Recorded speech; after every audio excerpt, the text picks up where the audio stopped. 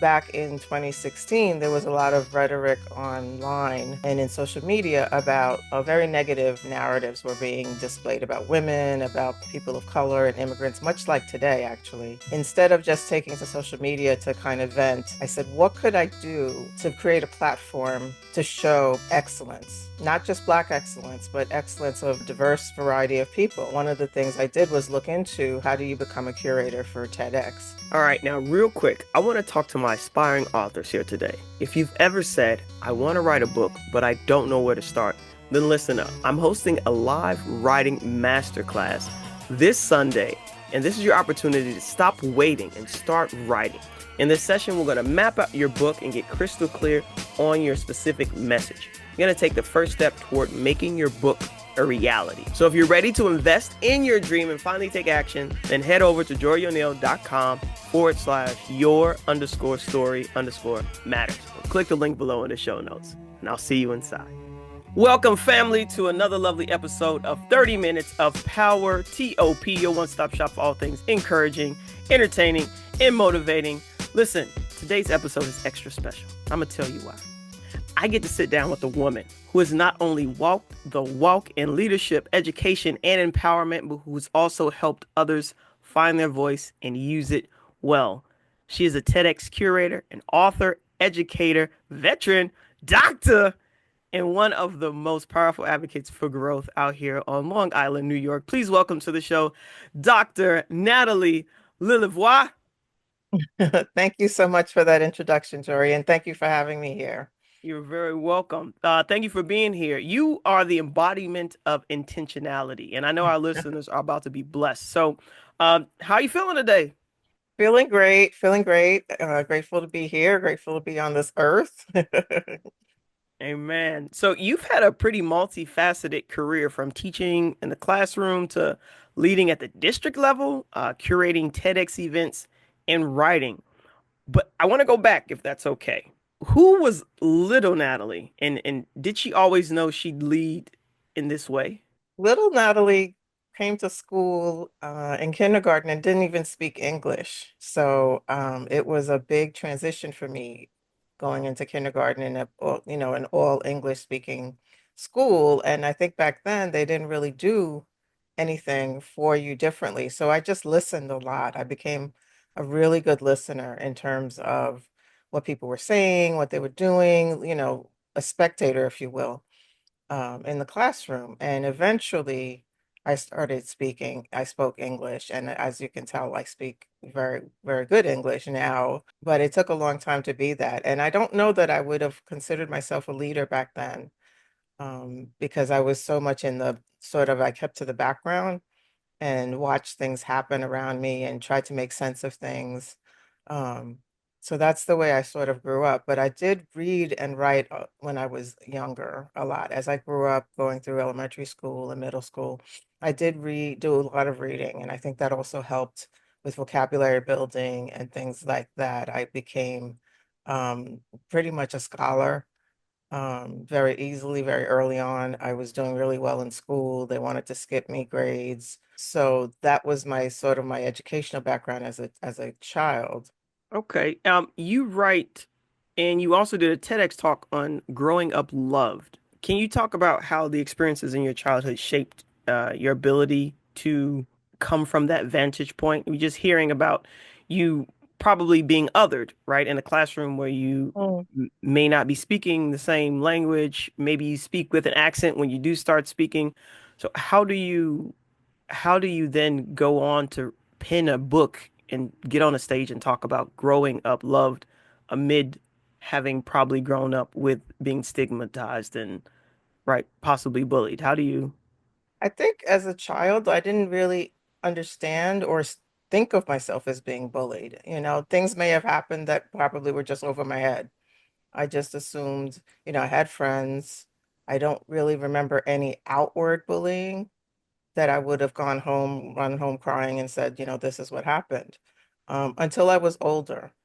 And so my life was pretty much through rose-colored glasses for a very long time. My parents were very supportive of education, as are most Caribbean parents. They want you to do well, they want you to excel. So they really poured into me that education was so important and that I should do the best I can with everything that I set my mind to. So I think growing up with those values is what uh, drove me into the educational field in order to do that for other people. But as a child, I don't remember much bullying. I do remember an incident when I was older that occurred, and it was the first time that I was called the N-word, Mm, and it really stuck with me. I think it really changed my perception of people and of what's out there, of the hate that could be out there that I hadn't really noticed or, no, or really felt early on. And then it made me rethink some of the incidents prior and wondering if that was what was the catalyst for that incident.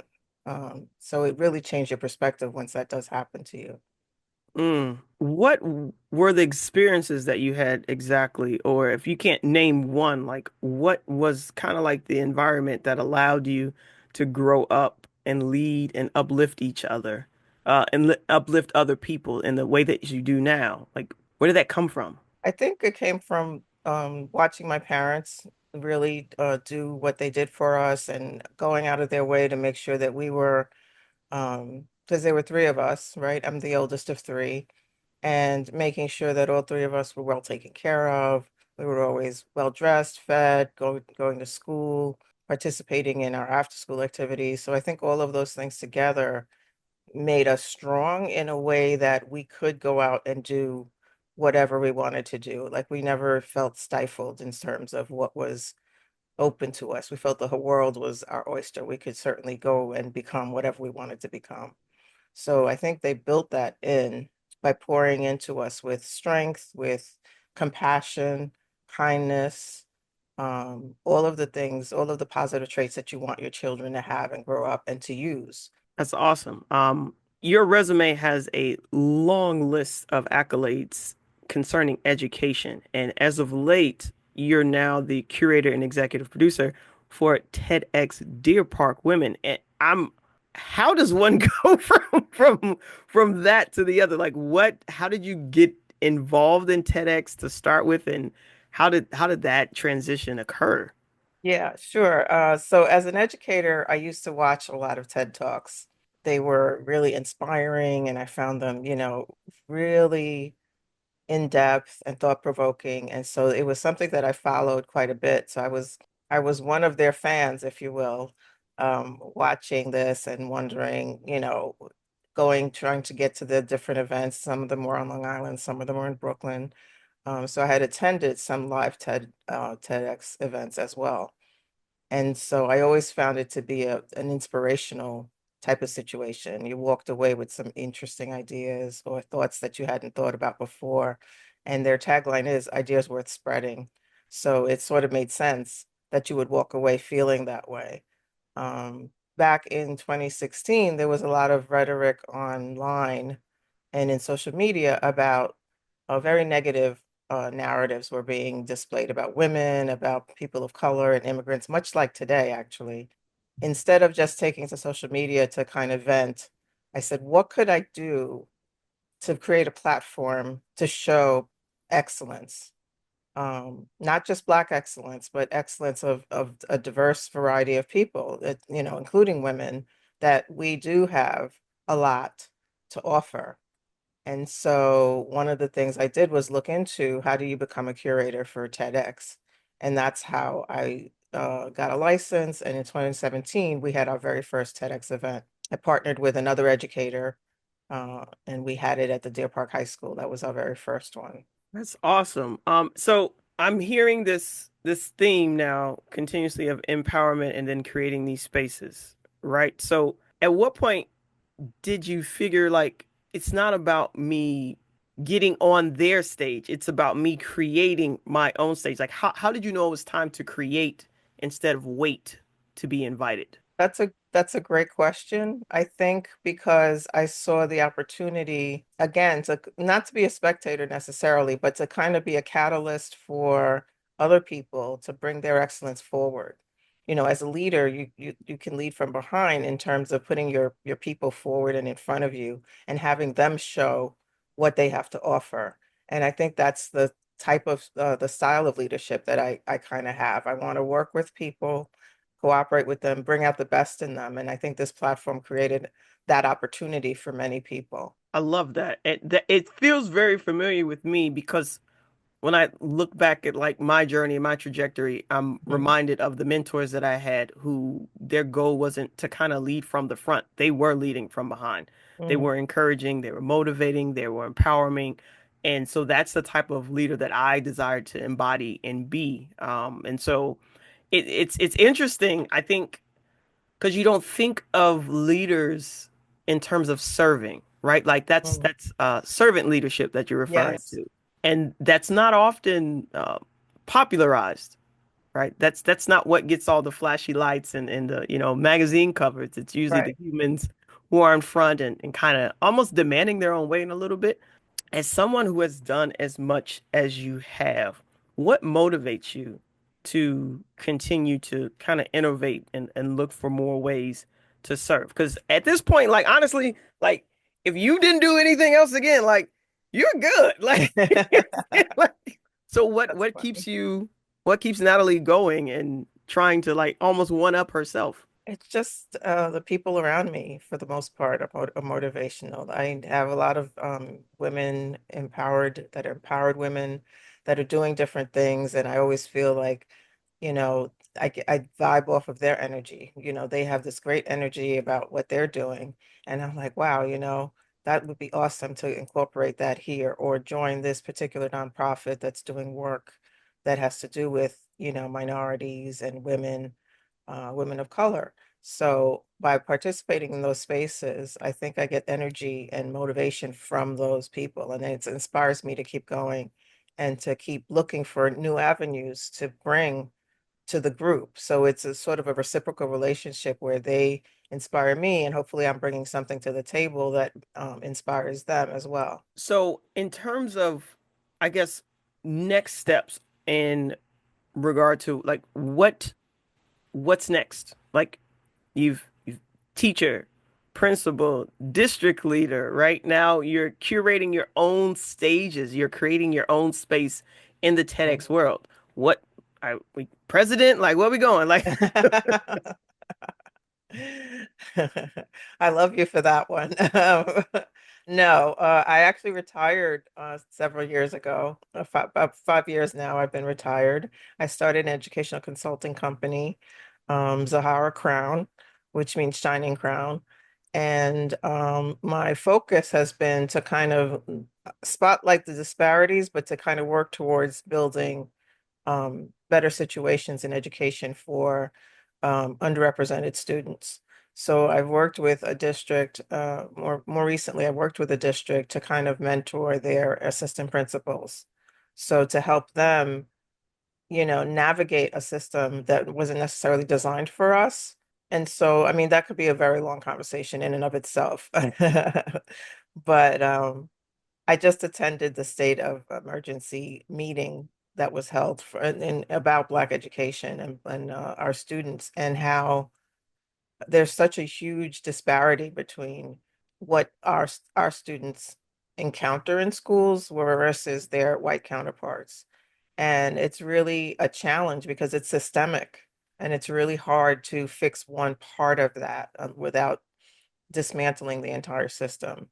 And well, that's kind of being done for us at this moment. It's being dismantled, not for this purpose, but maybe it could serve us in a positive way of rebuilding something that really speaks to and incorporates Black history. We're not trying to obliterate other histories, but we definitely want to be in the story, because we very much have stories to share. And it's really important that those stories are out there. so I can go a lot of different places with what you just shared. I'm gonna do my best to stay on track. You have now the ability to almost create a new world for the student who comes to these school districts who may be like you, who may be new to the school district, who may not know the language, or might who possibly could have any sort of neurodivergence, right? Like, and Right. so what does that look like in terms of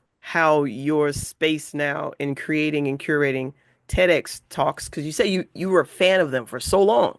and the inspiration that you got from seeing it and then using that now it's its own platform. You now have a platform where you get to kind of push what you believe is missing, what voices you believe are lacking. So how do you take this knowledge that you're seeing almost at the ground level in the classrooms?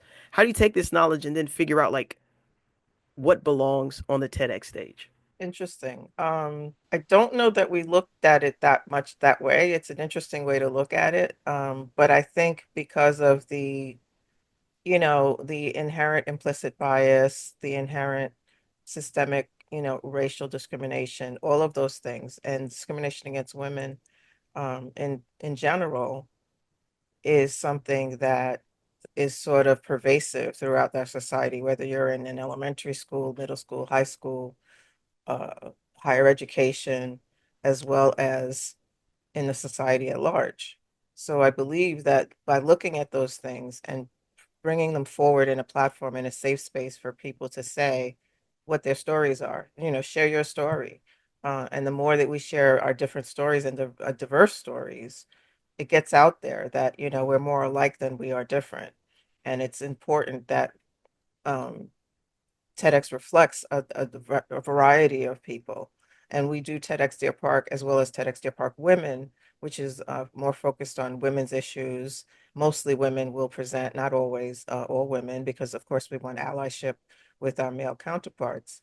So we definitely have a variety of people present. And it's important because I think those talks, when they go out on YouTube and they're available to other people, hopefully it brings people to a place of understanding of the the the narratives that we're trying to portray and the narratives that are missing in our society and that shouldn't be missing because they bring such a rich heritage and rich culture to um to the forefront. So you're working currently, you started um nonprofit or educational consulting company. And so now your goal in this space is to bridge this gap between maybe assistant principals who are serving a population that they've Mhm. never been taught to properly serve, right? Correct. And so now what I'm hearing you say in terms of the TEDx, you're also trying to uplift, encourage, inspire, and empower voices and stories that may not have been shared. And so Mhm. here's the one thing that I've struggled with personally, and I was talking to my coach about this recently. I help women write books. Specifically, I help neurodivergent women write books because oftentimes they have a lot to say. They're very observant. They sit and they take in so much, not just both aesthetically, right, but emotionally. And so they have a lot to say, but they don't yet trust the power of their story. So, Mhm. how do you help pull that out of TEDx presenters? TEDx presenters come in all, variety of shapes and sizes, if you will. So some are ready. They think they have a clear story. They have a clear talk. And we have to have a conversation about what is a TED Talk and what is not a TED Talk. So it leads to a call to action. There's usually a part of it that should have a call to action towards the end, whatever that is for that particular talk. So we have a conversation with them. We have um, a speech coach, a speaker coach who works with them to refine and fine tune their talk that they have. We talk about the titles and what it is that they want to call their talk because that'll be what highlights for people whether they want to listen to that talk or not. So that's sort of an important little piece that we also do. So we kind of hold their hand and walk them through the process.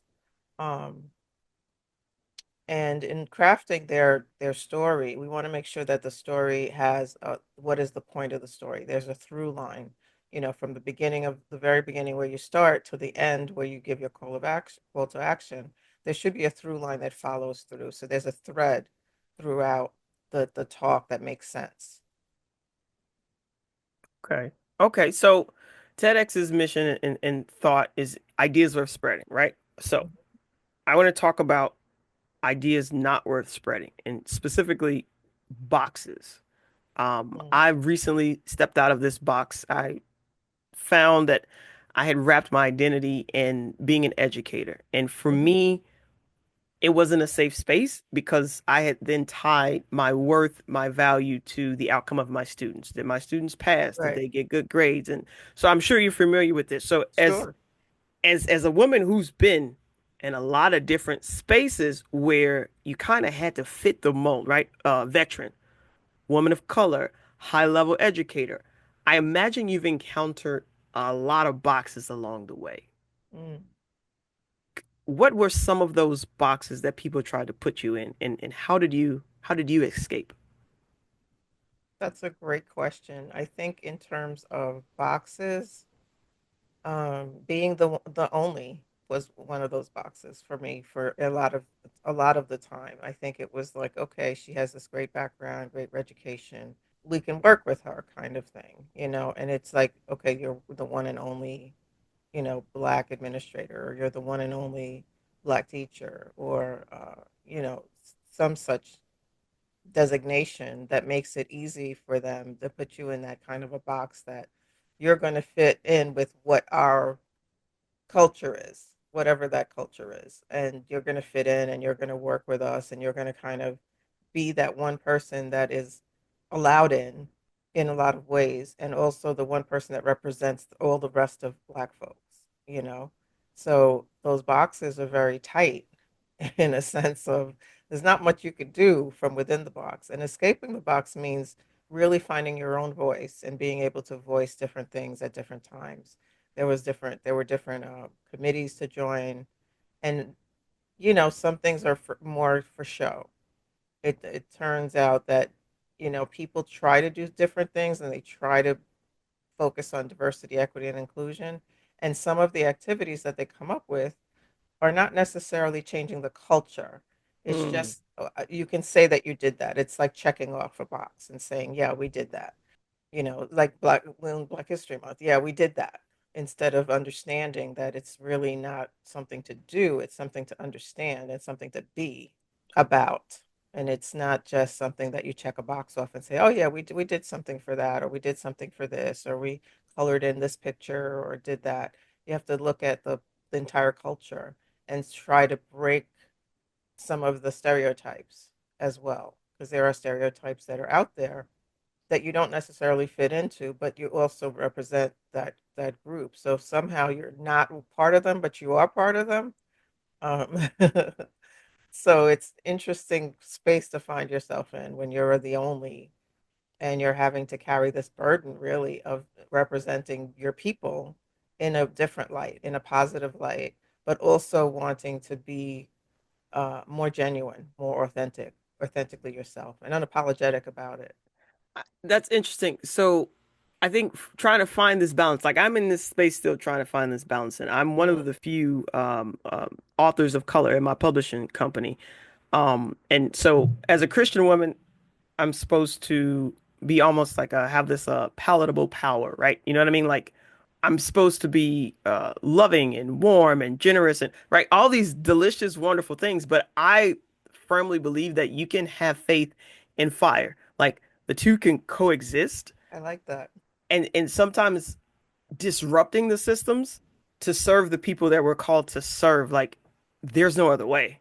Like I don't think Jesus came to be a palatable preacher, right? Like Right. he saw something that was broken and he came to fix it and do so much more than that, right?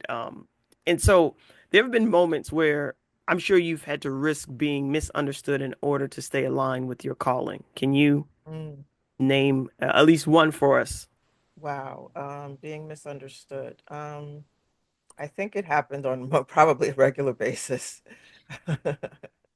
Even something as simple as the music you listen to, um, and what people hear and what people think about that music. I mean, I listen to all different genre of music, but if I had rap on, that would be sort of like expected.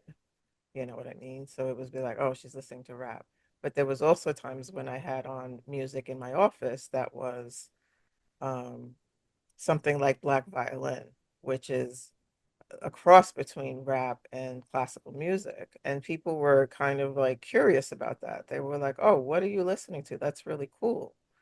And so those opportunities give you like a foot in the door to kind of talk about different things and talk about this convergence of different styles. You talk about a rap style versus a classical style. Well, these are classically trained musicians that happen to also be Black and be into rap and hip hop and be able to bridge that gap. And I think that starts to build that connection between people. I think connections between people are really important. And I think being in spaces being misunderstood, it's incumbent upon you to kind of clarify what it is the issue is.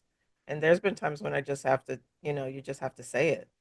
Um, you have to get out there on a limb and just say, this is what I see happening, and this is not acceptable.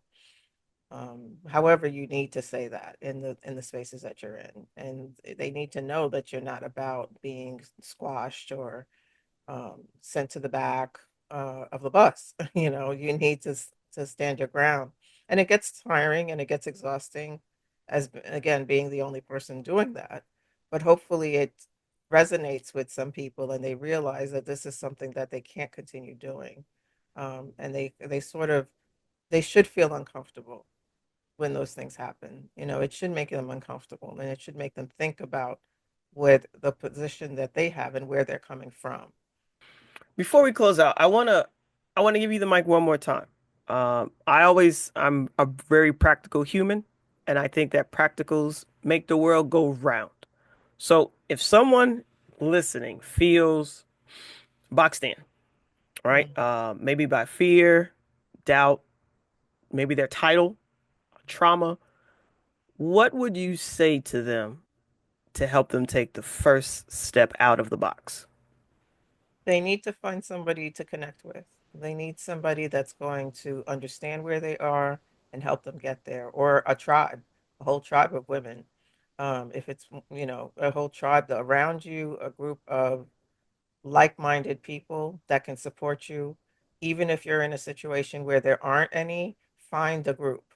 It doesn't have to be right in the setting that you're in. It could be, an outside group. It could be a sorority. It could be a community group based group. It could be a nonprofit organization. But find your tribe. Find a group of people that are going to support you no matter what, and that are going to empower you when you don't have that from within.